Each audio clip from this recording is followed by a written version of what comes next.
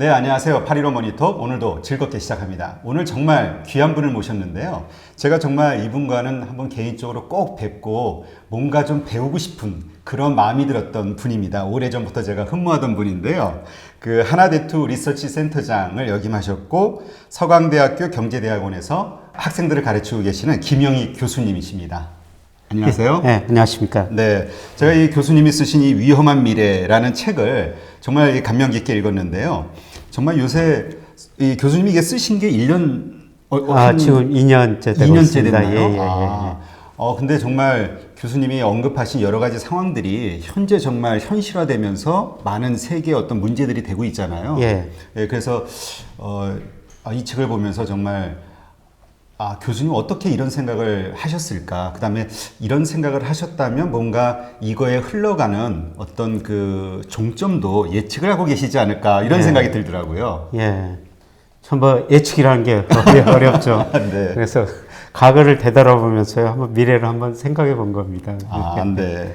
예, 오늘 하여튼 아주 궁금한 여러 가지 질문 좀 드릴 테니까요. 좀 많은 걸 좀 가르쳐 주셨으면 좋겠습니다. 제가 또 여기 배우러 왔죠. 별 말씀입니다. 815 모니터 제가 과거 영상들 보니까 정말 훌륭한 분들 많이 나오셨더라고요. 네, 정말 불러주셔서 제가 아주 기분 좋은 마음으로 예. 기분 좋게 왔습니다. 네, 감사합니다. 요즘 그 가장 큰 글로벌 이슈가 미국과 중국 간의 그 무역 전쟁이잖아요. 지금 현재 이 무역 전쟁의 현황이 어떻게 돌아가고 있나요? 처음에는 미국이 일방적으로 이길 것 같았는데 지금 보니까 만만치가 않은 것 같아요. 중국의 반격도. 만만치 않고요. 네. 상당히 오래 지속될 것 같습니다. 그러니까 기본적으로 미중 무역 전쟁을 볼 때는 패권 전쟁 측면에서 보시는 게 될 것 같습니다. 네. 그래서 저는 하버드대학 그레이엄 앨리슨 교수가 쓴 애정된 전쟁 이런 책을 보면서요. 참 미중 무역 전쟁은 오래 갈 것이다. 이런 식으로 생각이 들었었습니다. 그래요? 그 책 보면은 부제가 이게 미중이 투키디에스 함정에서 벗어날 것인가. 투키디에스 함정이란 잘 아시다시피 한 강대국이 있는데 신흥국이 그 강대국을 위협하면은 강대국 신흥국을 쳐가지고 전쟁이 일어났다는 건데요. 지난 500년 역사를 보니까 12번 중 16번 중 12번 전쟁이 일어났다고 합니다. 그래요? 근데 중국이 이제 그동안 추구했던 게 무역 제조 강국이었거든요. 네네. 근데 무역 제조 강국은 이미 달성했죠. 중국이 세계 제조업에서 차지하는 게 24%, 독일 18% 훨씬 높거든요. 네, 그렇죠. 근데 중국이 이제 추구하는 게 지금 중국 제조 2025라고 우리가 언론에서 많이 나오는데요. 그거는 중국이 기술 강국을 추구하는 겁니다.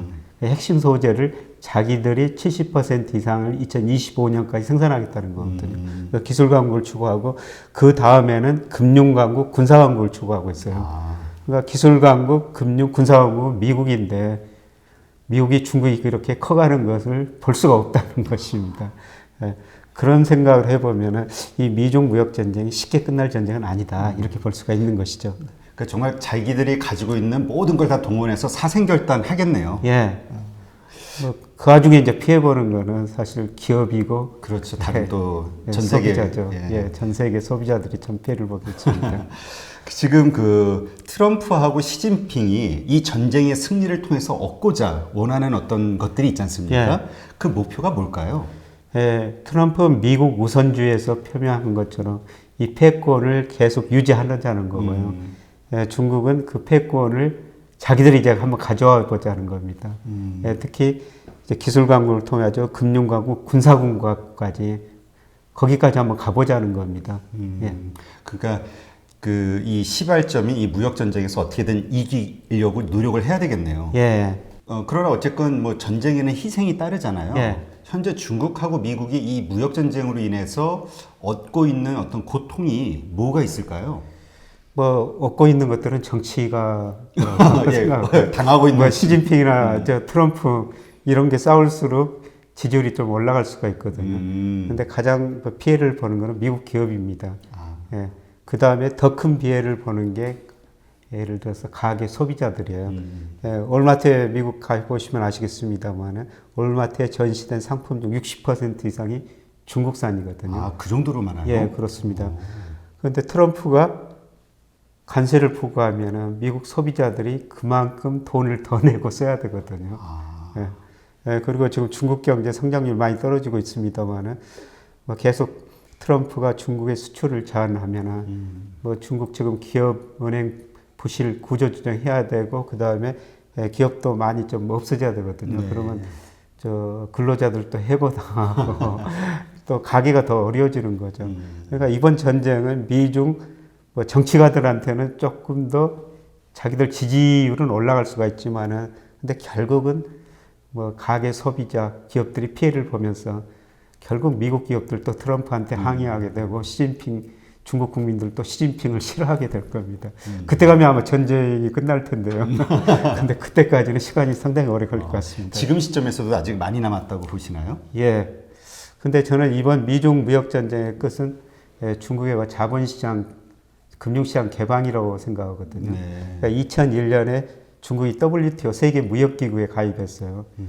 그러면서 중국이 저임금을 바탕으로 물건을 생산해가지고 미국으로 수출해가지고 2001년부터 작년까지 약 4조 8천억 달러 무역 흑자를 냈거든요. 네. 트럼프의 생각은 그 4조 8천억 달러 중국한테 준 거를 다시 찾아와야 되겠다는 겁니다. 그런데 미국이 물건을 싸게 만들어서 중국에서 그 돈을 벌 수가 없거든요. 그렇죠. 미국이 잘하는 것은 서비스, 특히 금융업이에요. 그렇죠. 그래서 중국의 자본시장 금융업을 개방해라. 이렇게 미중 무역협상 보시면요. 미국 대표로 상무장관이 아니라 보통 문우신 재무장관이 미국 측 대표거든요. 그런 이유가 있는 거군요. 예. 그러니까 재무장관이 골드만삭스 출신이에요. 누구보다 금융을 잘하는 사람이죠. 네. 그래서 결국 가서 중국의 금융시장, 자본시장 개방해라. 그렇게 되면은 중국이 금리 자유화, 애완 자유화를 되면 지금 중국 환율도 오르고 있지 않습니까? 네. 이하나 가치가 떨어지고 있죠. 비정상적으로 금리도 낮은데요. 자본시장을 자유하면 금리가 일시적으로 확 오르게 돼요. 그러면 부실한 기업들이 더 부실해질 수밖에 없고 구조조정할 수밖에 없습니다. 그러면 기업도 없어지고 금융회사 돈을 주죠. 금융회사도 없어지고 구조조정을 해야 되죠. 그러면서 중국 경제가 지금 6% 초반까지 성장률이 떨어졌습니다. 저는 뭐 2년 이내에 4%대로 떨어지리라고 보고 있고. 그럼 많이 떨어지죠. 50% 가까이 떨어지는 거네요. 예. 그때 자산 가격이 많이 떨어지리라고 보고 있습니다. 중국의 예. 자산 가격이요? 예. 그때 중국의 이하나 가치도 떨어지고 자산 가격도 떨어지고 그때 미국이 금융으로 중국에서 그 국부를 늘릴 거라는 거죠. 그래서 4조 8천억 무역에서 이런 거를 저는 금융에서 찾으려고 또 그런 속마음이 있군요. 그래서 늘 제가 우리한테 이 책에서도 뭐 주장했던 거는 그 시기를 우리도 놓치지 말자. 우리도 가서 뭔가 콩고물 좀 같이 얻어먹자. 예. 우리가 그동안 물건 만들어가지고 중국에 수출했거든요. 네. 근데 웬만한 물건은 중국이 비슷하게 더 싸게 생산해요. 근데 가장 최근에도 LCD. 중국이 저가 생산하니까 우리 지금 생산업체들 굉장히 어려워지고 있지 않습니까? 그렇죠. 그러니까 그런 식으로 거의 모든 제조업에서는 중국이 비슷한 제품을 우리보다 싸게 생산합니다. 그래서 우리가 그동안 중국에 수출해가지고 돈 벌었는데요. 갈수록 그러기는 힘들고 미국이 돈 벌 때 우리도 중국 같이 들어가가지고 중국에서 저 금융으로 돈을 벌어야 된다고 생각하고 있습니다.